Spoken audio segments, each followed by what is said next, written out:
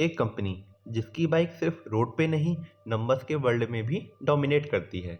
पर सवाल ये है, क्या ब्रांड स्ट्रांग होना ही काफ़ी है या फिर नंबर के पीछे कोई हिडन रिस्क छुपा हुआ है? आज की वीडियो में हम आइसर मोटर के फंडामेंटल को लेयर बाय लेयर अनरैप करेंगे, ऐसे फैक्ट के साथ जो आपको एंड तक बांध के रखेंगे एंड एंड तक बने रहना, क्योंकि फाइनल वर्डिक्ट में एक सस्पेंस है। सबसे पहले आते हैं कंपनी के बैकग्राउंड पर। आइसर मोटर एक प्रीमियम ऑटोमोबाइल कंपनी है और इसका सबसे बड़ा पावर इंजन रॉयल इनफील्ड है। Royal Enfield almost monopoly enjoy करती है 250 सीसी टू 750 सीसी सेगमेंट में, जहां इसका मार्केट शेयर अराउंड 88% का है। मतलब जो बंदा प्रीमियम बाइक का सोचता है उसके दिमाग में पहला नाम रॉयल इनफील्ड का आता है। लास्ट कुछ सालों में कंपनी ने frequent new launches, strong demand और प्रीमियम प्राइसिंग के थ्रू FY22 से FY24 के बीच 59% रेवेन्यू ग्रोथ डिलीवर किया है। और स्टोरी यहीं पर नहीं रुकती। कंपनी सिर्फ बाइक पे डिपेंडेंट नहीं है। आज लगभग 15% रेवेन्यू आ रहा है high margin non motorcycle business से, जैसे riding apparel, accessories and services. अब इससे होता क्या है? प्रॉफिटेबिलिटी इंक्रीज होती है, customer life time value improve होती है। ओवरऑल आइसर मोटर एक high quality brand, strong pricing power और लॉन्ग टर्म ग्रोथ विजिबिलिटी के साथ एक सॉलिड बिजनेस मॉडल को दिखाता है। अब अगर आपने बिजनेस समझ लिया हो तो चलते हैं नंबर्स के जंगल में। सबसे पहले आता है PE ratio. PE ratio simple language में बताता है कि इन्वेस्टर कंपनी के 1 रुपये के प्रॉफिट के लिए कितना प्राइस दे रहा है। आइसर मोटर का पीई इंडस्ट्री से ज़्यादा है, जो कि नॉर्मली एक रेड फ्लैग माना जाता है, क्योंकि इसका मतलब होता है स्टॉक वैल्यूएशन थोड़ी एक्सपेंसिव लग रही है। पर क्या हर एक्सपेंसिव चीज़ बुरी ही होती है? यहीं पे स्टोरी नेक्स्ट लेवल पे जाती है। इसलिए पीजी के बाद हम चेक करते हैं PEG ratio. PG ratio growth को वैल्यूएशन के साथ कंपेयर करता है। आइसर मोटर का पीजी रेशियो 0.95 है एंड जब किसी कंपनी का पीजी रेशियो 1 से नीचे होता है तो सिग्नल मिलता है कि कंपनी की ग्रोथ के कंपैरिजन में वैल्यूएशन ज़्यादा नहीं है। इस केस में पीई का रेड फ्लैग पीईजी के थ्रू न्यूट्रल हो जाता है, पर वैल्यूएशन सिर्फ एक एंगल है। प्रॉफिटेबिलिटी का असली टेस्ट अब आने वाला है। तो अब हम बात करते हैं आरओई यानी रिटर्न ऑन इक्विटी की। आरओई हमें बताता है कि कंपनी शेयर होल्डर के पैसों से कितना इफिशिएंटली प्रॉफिट जनरेट कर रही है। आइसर मोटर का आरओई 24% प्लस है। नॉर्मली अगर किसी कंपनी का आरओई 15% प्लस हो तो भी उसे स्ट्रांग माना जाता है, बट यहाँ पर तो 24% प्लस है, जो कि क्लियरली दिखाता है मैनेजमेंट शेयर होल्डर के कैपिटल का स्मार्ट और डिसिप्लिन वे में यूज़ कर रही है, जो कि एक क्लियर ग्रीन फ्लैग का सिग्नल देता है।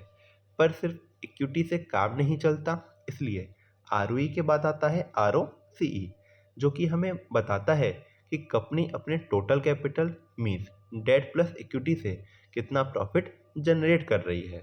आइसर मोटर का आरओसीई 29% प्लस है, जबकि आइडल आरओसीई 15 to 18% का माना जाता है। तो इस केस में आरओसी आइडियल से ज़्यादा है, जो कि दिखाता है कि बिजनेस मॉडल हाईली एफिशिएंट है।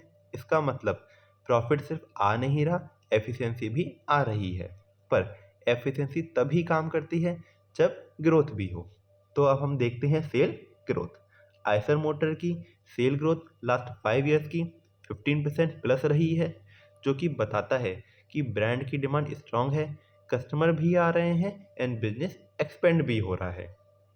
सेल ग्रोथ बिना डिमांड पॉसिबल नहीं होती, जो कि एक सॉलिड ग्रीन फ्लैग का सिग्नल देता है।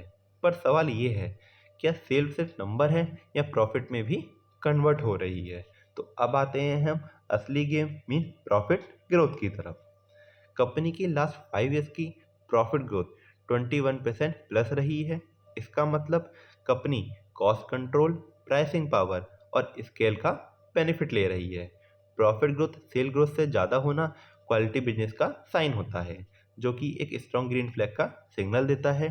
पर अब एक साइकोलॉजिकल एंगल बाकी है, प्रमोटर होल्डिंग, जो कि हमें बताता है कि कंपनी के प्रमोटर खुद कंपनी के फ्यूचर पे कितना ट्रस्ट करते हैं। आइसर मोटर की प्रमोटर होल्डिंग 49% प्लस है। 40% से ज़्यादा प्रमोटर स्टेक जनरली हेल्दी माना जाता है। सो हाई प्रमोटर होल्डिंग का मतलब commitment, confidence and long term visible. So ये मैट्रिक भी एक ग्रीन फ्लैग का सिग्नल देता है। पर ट्रस्ट के बाद आता है लिक्विडिटी, जो कि हमें पता चलेगा करंट रेशियो के थ्रू। करंट रेशियो हमें बताता है कि company short term liability easily पे कर पाएगी या नहीं पे कर पाएगी। आइसर मोटर का करंट रेशियो 1.59 है। आइडियल रेशियो 2 के आसपास माना जाता है। सो 1.59 हमें सिग्नल देता है कि कंपनी पर स्ट्रेस नहीं है पर कंफर्ट जोन भी नहीं है, इसलिए इसे मॉडरेट रेड फ्लैग माना जाता है। पर यहीं पे एक गेम चेंजर मैट्रिक आता है, इंटरेस्ट कवरेज रेशियो, जो कि हमें बताता है कि कंपनी अपने इंटरेस्ट एक्सपेंस को कितना इजीली पे कर सकती है।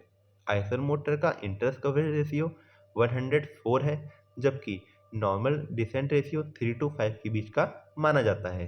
तो अगर यहाँ पर रेशियो 104% प्लस है तो यह हमें क्लियरली बोलता है कि डेट ऑलमोस्ट नेग्लिजिबल है, इसलिए करंट रेशियो का रिस्क यहाँ काफ़ी हद तक न्यूट्रलाइज हो जाता है। ये एक वेरी स्ट्रॉन्ग ग्रीन फ्लैग होता है। अब सारे फंडामेंटल देख लिए, तो अब बात करते हैं हम रिसेंट परफॉर्मेंस की।